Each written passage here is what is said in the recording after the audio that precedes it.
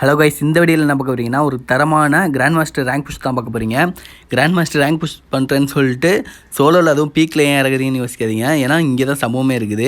ஏன்னா பீக்கில் வந்து நம்ம வந்து இறங்குறப்ப ஃபஸ்ட் டைம் இறங்குறப்போ வந்து பீக்கில் தான் இறங்கணும். முடிஞ்ச அளவுக்கு ஏதாச்சும் கில் எடுத்துகிட்டு தான் அதுக்கப்புறம் வந்து சர்வே பண்ணுறதுக்கான இடத்துல இறங்கணும். ஃபஸ்ட் நான் எப்போவுமே பீக்கில் இறங்கிடுவேன், ஒரு 4-5 கில்லாச்சும் தெரியும். ஆனால் இந்த மேட்ச் வந்து எனக்கு கொஞ்சம் லக்கே இல்லைன்னு சொல்லணும். ஏன்னா ஃபஸ்ட் டைம் இறங்கி எனக்கு ஒரு கில் கூட கிடைக்காது. ஃபஸ்ட்டு ஒன்று அடித்து என்னை வந்து அனுப்பிச்சி விட்ருவாங்க. உங்கள் எல்லாருக்கும் தெரியும், நம்ம வந்து 40க்கு வந்து மேலே இருக்கப்போ டெட் ஆகிட்டோம்னா மறுபடியும் நம்ம வந்து இறக்கி விட்ருவானுங்க, மறுபடியும் ரிவைவ் பண்ணி விட்ருவாங்க ஆட்டோமேட்டிக்காகவே. ஸோ வந்து அதுக்கப்புறம் தான் நம்ம வந்து சர்வே ஆரம்பிக்கணும். இந்த வாட்டி எனக்கு வந்து எதுவுமே கில்ல கிடைக்கல. ஆனால் வந்து டெய்லி மேட்ச்சில் வந்து பார்த்திங்கன்னா 1 டேக்கு வந்து 1 மேட்ச் மட்டும் தான் இந்த மாதிரி அட்டாக்கிங் ப்ளே பண்ணுவேன். இந்த மேட்ச் பார்த்திங்கன்னா நான் அட்டாக்கிங் கேம் ப்ளே தான் பண்ண போகிறேன். பிகாஸ் வந்து இந்த மேட்ச்சில் வந்து முடிஞ்சளவுக்கு கில் எடுத்து நிறைய அட்டாக்கிங் கேம் ப்ளே பண்ணால் தான் நமக்கு வந்து நல்ல பாயிண்ட் இருக்கும். நிறைய பேர் சொல்லுவாங்க சோலோவில் வந்து ரொம்ப புஷ் பண்ணுறது வந்து ரொம்ப கஷ்டம். ஏன்னா வந்து நமக்கு 25 அதிகபட்சம் 25-30க்குள்ளே தான் நமக்கு வந்து மேட்ச் ப்ளஸ் ஆகும். இதே ஸ்குவாட் விளாண்டா தான் உங்களுக்கு வந்து நல்ல மேட்ச்னால் ஒரு 40 ப்ளஸ் ஆகும். பார்த்திங்கன்னா இந்த மேட்ச் வந்து நான் ஒரு 52க்கு மேலே 50க்கு மேலே ப்ளஸ் பண்ணியிருப்பேன். ஃபுல்லும் பாருங்கள் வந்து கடைசியில் வந்து இந்த மேட்ச் ப்ளஸ் ஆகிறதோட சேர்த்தவே வந்து உங்களுக்கு காமிச்சிருப்பேன்.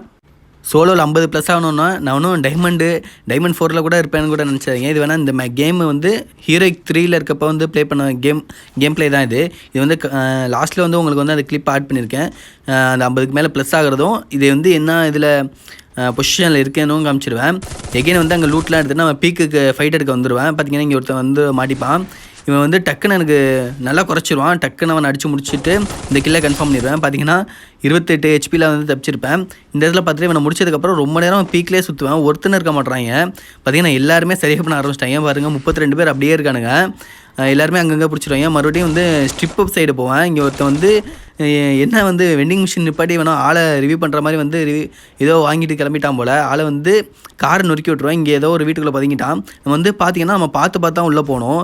பார்த்திங்கன்னா டக்குன்னு ஒளிஞ்சிருந்து கூட அடிச்சிடுவாங்க. ஸோ வந்து ஏதாச்சும் ஒன்று கவர் எடுத்து தான் பண்ணுவான். பார்த்திங்கன்னா மாடி மேலே இருப்பான். டக்குன்னு குதிச்சு அவனுக்கு செம்மையாக டேமேஜ் பண்ணிடுவான். அவனுக்கும் நான் டேமேஜ் கொடுத்துருவேன். பாருங்களேன், இவன் மறுபடியும் வந்து சர்வே பண்ணுறதுக்காண்டி ஓடிக்கிட்டே இருப்பான். பாருங்கள், இவன் நினச்சிருந்தா 1-1 தான், இது சோலோ மேட்ச் தான், நினச்சா அடிச்சிருக்கலாம். பார்த்திங்கன்னா எஸ் ஆயிடுவான். பார்த்திங்கன்னா எல்லாருமே இந்த ரேங்க் புஷ்ஷில் தான் இருக்காங்க. ஸோ வந்து கொஞ்சம் கூட பாயிண்ட் டெட் ஆகிட்டா பாயிண்ட் போயிடுன்னு சொல்லிட்டு பார்த்தா எல்லாருமே ஆடுறாங்க. இந்த இடத்துலையும் நான் நல்லா கம்மி பண்ணிடுவான். சோனியாவே ஆக்டிவேட் பண்ணிட்டான். நான் டெட் ஆகிருக்க வேண்டியது. நல்ல வேலையாக டக்குன்னு அவனை அடித்து முடிச்சுட்டு அந்த கில்லை கன்ஃபார்ம் பண்ணிடுவேன். பார்த்திங்கன்னா 17வது இடத்துல இருக்கும். பிளேஸ்மெண்ட் ரொம்ப முக்கியம். ஆக்சுவலாக இந்த வந்து பிளேஸ்மெண்ட்டோட நான் பூயா அடிக்கன்னு தான் பார்த்தேன். மோஸ்ட்லி நீங்கள் வந்து எப்படியாச்சும் பூயா அடிக்க பார்த்துருக்கேன். பூயா அடிச்சிங்கன்னா உங்களுக்கு வந்து பாயிண்ட் ஒரு 5 பாயிண்ட் அதிகமாக வரும். 5 பாயிண்ட் இல்லை, இப்போ வந்து உங்கள் மேட்ச்சில் வந்து நீங்கள் 30 பாயிண்ட் எடுக்கிறீங்கன்னா அதில் 10% 3 பாயிண்ட் வந்து பூயா பாயிண்ட்டு.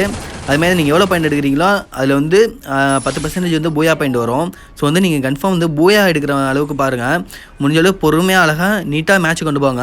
இப்போ பார்த்தீங்கன்னா இந்த இடத்துல இன்னொருத்த வந்து காரில் இறங்கிடுவான். இவன்ட்டே சரியான ஃபைட்டு இவனே முடிச்சிடுவேன். பார்த்தீங்கன்னா அதுக்கப்புறம் ஜோனுக்குள்ள வந்து 2 பேர் ஃபைட் எடுத்துகிட்டு இருப்பானுங்க.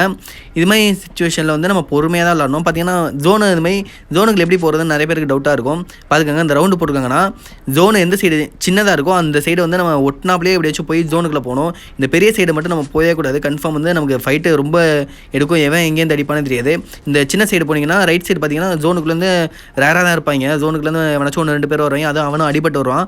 நம்ம மேலே கை வைக்க மாட்டான். அப்படியே வச்சாலும் திருப்பி அவனை அடித்து முடிச்சு விட்றலாம். ஸோ வந்து ஜோனுக்கு போகிறது வந்து நல்லா பார்த்துக்குங்க. இது மாதிரி குட்டியாக எந்த சைடு போடுறாங்களோ அந்த சைடு வந்து ஒட்டினாப்லேயே ஜோன் ஒட்டில் போய் உள்ளே போயிருங்க. இந்த இடத்துல எனக்கு செம்மையாக ஒருத்தர் கில் கிடச்சிடும். 2 பேர் ஃபைட் போட்டிருப்பாங்க. நான் நல்லா கிராஸ் ஃபயர் பண்ணி ஒருத்தனை முடிச்சு விட்டுருப்பேன். இவன் எனக்கு நல்ல டஃப் கொடுப்பான். இருந்தாலுமே அவனே முடிச்சிருவேன். ஏன்னா தூரத்துலேருந்து வேற எனக்கு ஒருத்தன் நல்ல டேமேஜ் கொடுத்துட்டான். அதனால் வந்து இவனுக்கு எனக்கு ஈஸியாக போயிடுச்சு. அவன் வந்து என்ன அடிக்கிறதுக்கு, ஏன்னா எனக்கு டேமேஜில் தான் இருக்கேன். அவனே அடித்து முடிச்சிட்டேன். பார்த்தா பைப்பில் ஊசி வச்சுருப்பான் போல். குத்தி எந்திரிச்சிடலாம் பார்த்தா நான் விடுவேனா, நான் முடிச்சு அந்த கில்லை கன்ஃபார்ம் பண்ணிட்டேன். இப்போ பார்த்தீங்கன்னா இந்த இடத்துல எப்படி விளாட்றேன்னு மட்டும் நல்லா பாருங்கள். நினச்சிருந்தான் இந்த இடத்துல வந்து அவன் தவ்வி அடித்து ஃபைட் போயிருப்பேன். ஆனால் நமக்கு வந்து ரொம்ப ஜோனுக்கு வெளில வேறு இருக்கேன். தவ்வி அடித்து அவசரப்பட்டு நம்ம வந்து டெட் ஆகிடவே கூடாது. நம்ம வந்து போயா முக்கியம். ஸோ வந்து நான் பார்த்து விளாடுவேன். பொறுமையாக அடிக்காமல் நம்ம வந்து ஜோனுக்குள்ளும் போய்க்கும். அவன்கிட்டேருந்து கவர் ஆகிருப்பேன். அவனே வருவான், அதுவும் ஜோனில் அடிபட்டு வருவான். ஈஸியாக முடிச்சிடலான்னு சொல்லிட்டு பொறுமையாக வருவேன். கரெக்டாக என்கிட்ட வந்து மாட்டுவான். அவனே கில் பண்ணி கில்லை கன்ஃபார்ம் பண்ணிட்டுருவான். இப்போ பார்த்தீங்கன்னா இந்த 3 பேர் இருக்காங்க. நம்மளோட சேர்த்து மொத்தம் 4 பேர். இனிமேலும் கொஞ்சம் பார்த்தே நம்ம வந்து பூயா எடுக்கணும். இப்போ பாருங்கள், அதேமாதிரி ரவுண்ட் போட்டிருக்காங்க. நான் வந்து இந்த சருகளில் வந்து ரைட் சைடில் இறங்கியிருக்கவே மாட்டேன். இப்போ பார்த்தீங்கன்னா எங்கிட்டு கம்மியாக இருக்கும், சின்ன சைடாக இருக்கும், அந்த சைடு தான் நம்ம பொறுமையாக ஜோன் ஓட்டி போகணும். இந்த வீடியோ பார்க்குறவங்க மறக்காமல் இந்த வீடியோக்கு ஒரு லைக் போட்டிருங்க. மறக்காமல் நம்ம சேனலுக்கு சப்ஸ்கிரைப் பண்ணிடுங்க. ஏன்னா நம்மளோட அடுத்த வீடியோ வந்து கிராண்ட் மாஸ்டர் ரேங்க் புஷ்ஷில் வந்து எப்படி வந்து சர்வே பண்ணி சோலோவிலும் சரி ஸ்குவாட்லேயும் சரி எப்படி ஜோன் வந்து நிறைய பேருக்கு தெரில, ஜோன் எப்படி உள்ளே போகிறதுனே தெரில ப்ரோ, நல்லா மாட்டிக்கிறோம் அப்படின்னு சொல்கிறாங்க. ஜோனுக்குள்ளே எப்படி கரெக்டாக போகிறது, எங்கே இறங்குறது, எப்படி சரிப்படுறதுன்னு ஃபுல் டிப்ஸ் அண்ட் ட்ரிக்ஸாக வந்து அடுத்த வீடியோ நான் போடுறேன். நான் ஆல்ரெடி வந்து ஸ்குவாட் மேட்ச்சுக்கு போட்டிருந்தேன்.